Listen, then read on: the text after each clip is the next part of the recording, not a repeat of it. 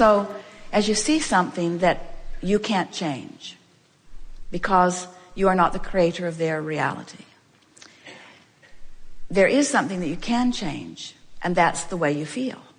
And you've been there, because even when someone else is suffering, or even when someone else is afraid, or even when someone else is living something unwanted, you have the ability to focus in a way that you don't feel that way.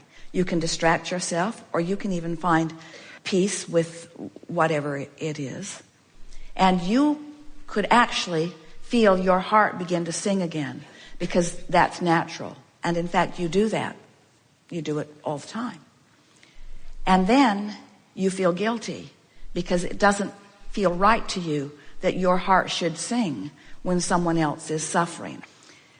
And we've been saying, and it sounds frivolous in this vernacular, but we've been saying you can't get sick enough to help sick people get well, and you can't get poor enough to help poor people become prosperous, and you can't become confused enough to bring clarity to others. And we appeal to your logic, you know that.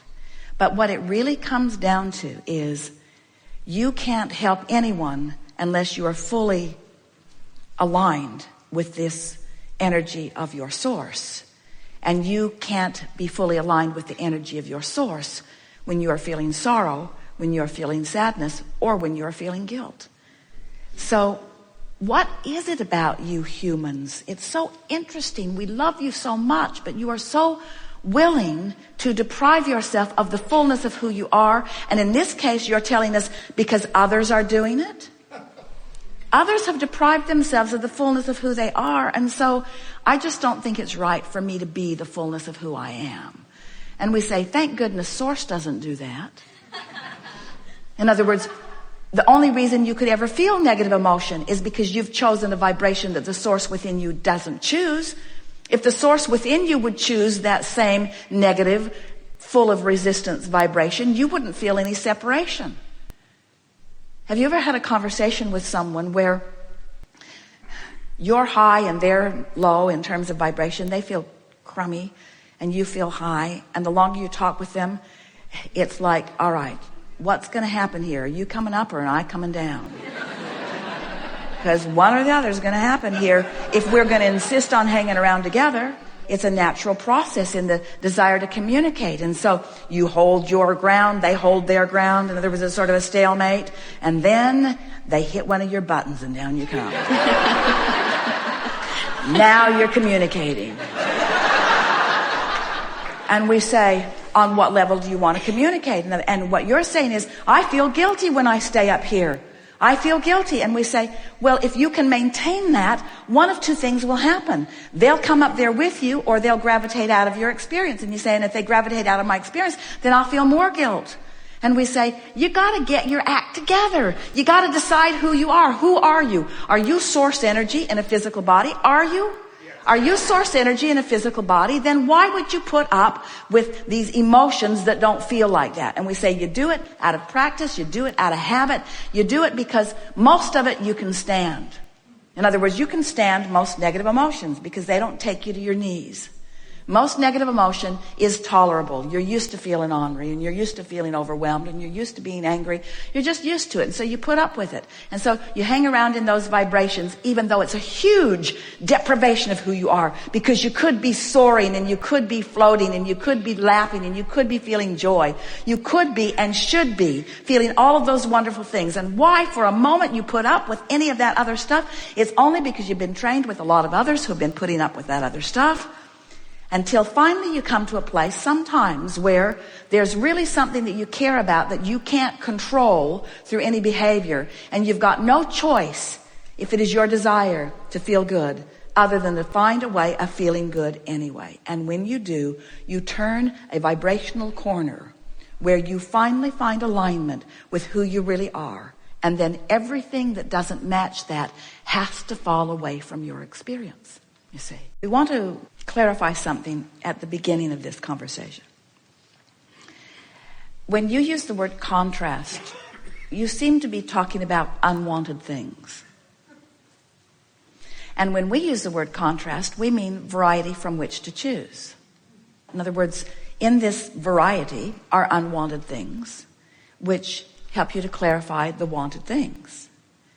If we could convince you that in that contrast and in that knowing what you don't want, that there is a spark that is lit, there is a rocket that shoots from you of what is wanted, and that is a powerful, important, magnificent, delicious, sought after by source and by you gift.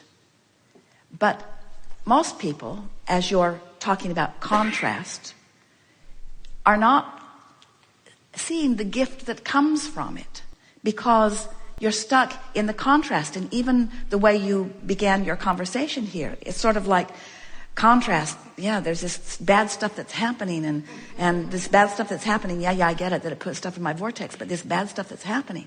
And we want you to understand that you've got the emphasis in the wrong place in all of this. If we can convince you that the desire that's born, that fresh desire that is born, is a wonderful manifestation, and that if you would focus upon it, then you would experience the full realization of all of that, then you would start blessing every bit of contrast that gave birth to every bit of that allowed all of that. Are you following?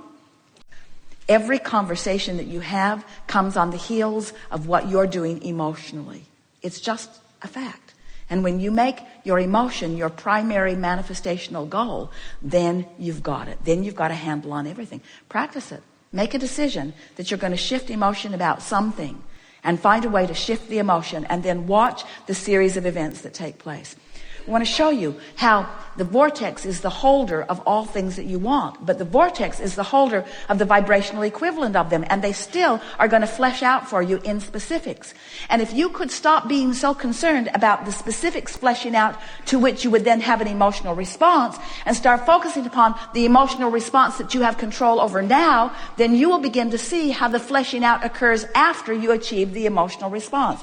We've been saying vortex first, then manifestation. Now we're saying to you, manifestation of emotion first, and then more detailed manifestations following that.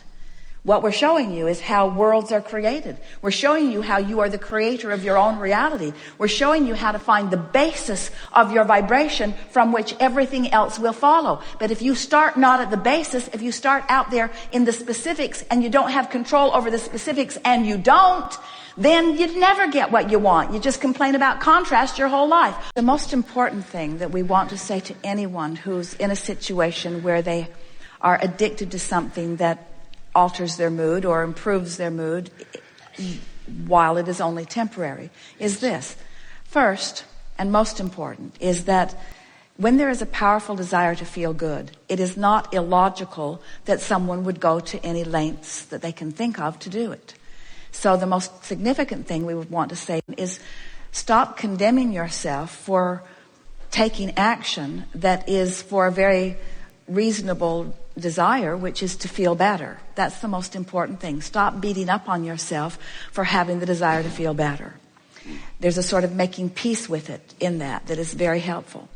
The next thing that we want to say, and this is so important, when you introduce anything to your physical body, your magnificent body has the ability to recognize the intruder, so to speak, and find some way of accommodating it or responding to it. In other words, your body has the ability to cope with whatever it is that you have ingested. And in the coping mechanism, it translates to all of you as a craving. So there are two things going on, and this is the most important thing.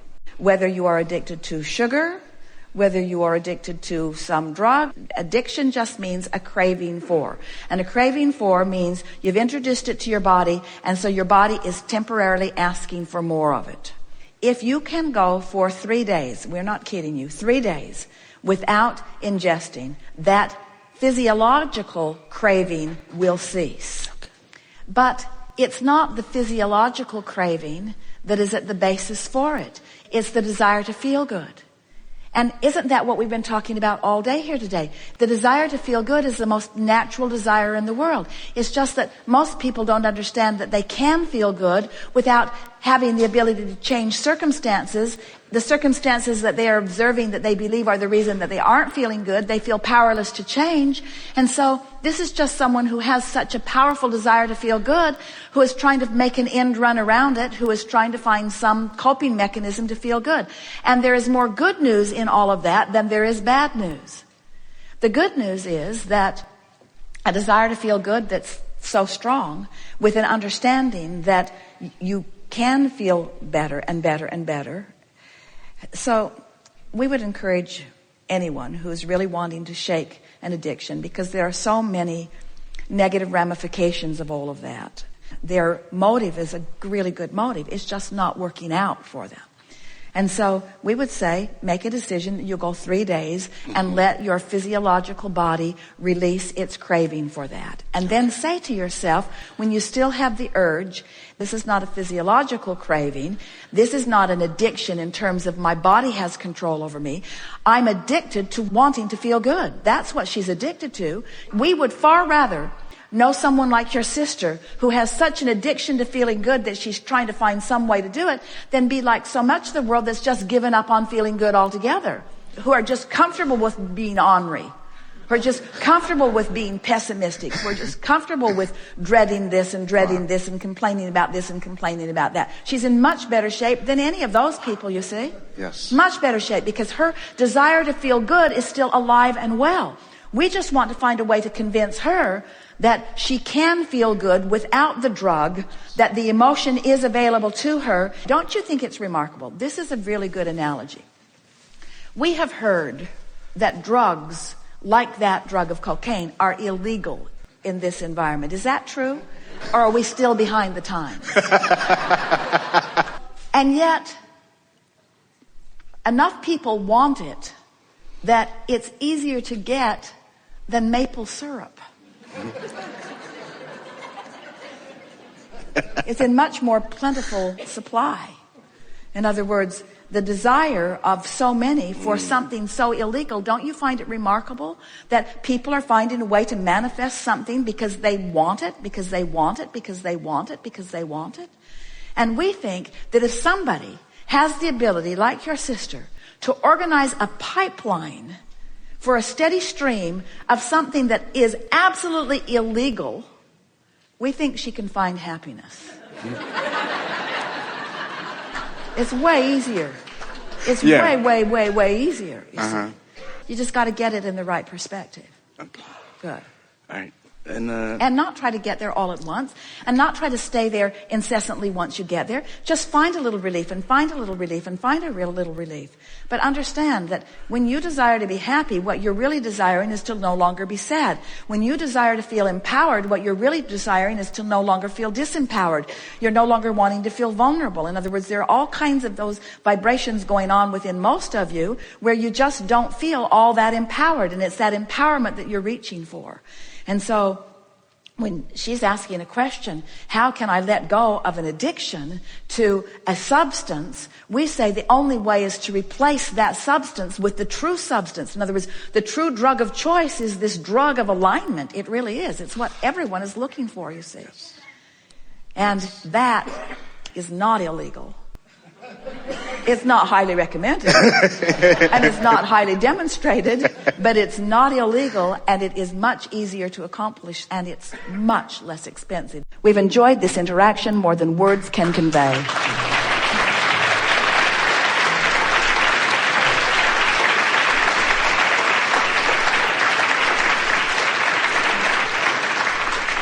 Be easy about this. It's not as hard as you're making it out to be. Just be playful. The most important thing that we would like you to remember is emotional manifestation. Get yourself into the vortex first, and let the vortex then affect all other manifestations. And once you get it in that order, everything will go just the way you want it to, temporarily. Temporarily. Temporarily.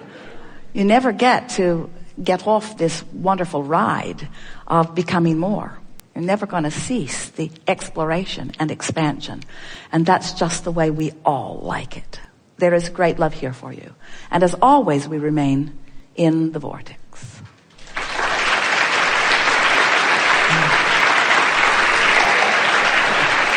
I liked it.